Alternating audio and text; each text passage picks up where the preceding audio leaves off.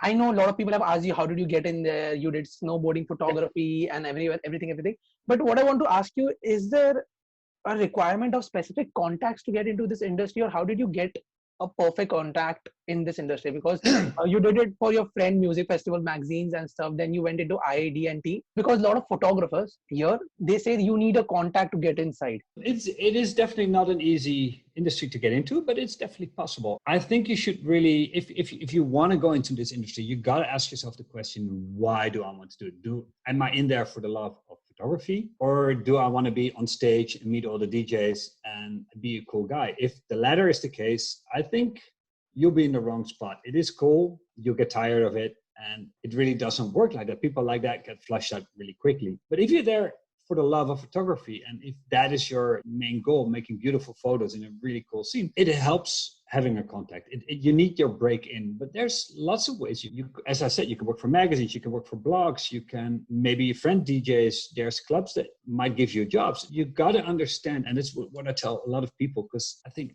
a lot of people just don't understand that. It's going to take time. It's going to take persistence, and you need to have good quality level before you get hired for big festivals. And people tend to misunderstand that. People think, oh, okay, I'm going to be a great photographer, and in half a year I'll be on stage with Martin Garrix. No, it's not going to work like that. It might take years. Yes, I got lucky starting out in Holland, which, you know, especially 2 decades ago was not the birthplace, but it was a very important place for dance music. And there was definitely a need for photographers.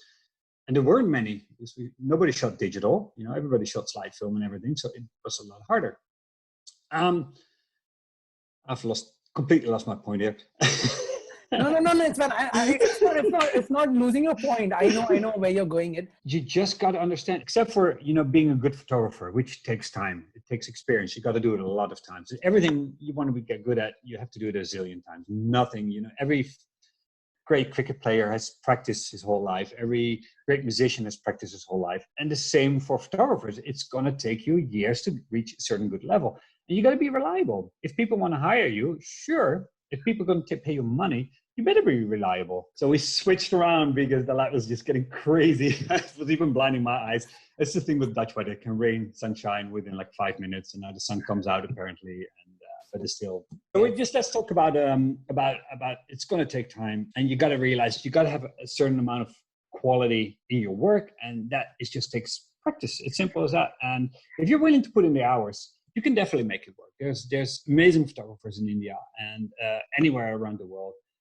Just be a little patient. That is what I'm saying. If you're going to pursue this, your timeline should be 5 years, 3 to 5 years, and you might be quicker. It might not be as quick.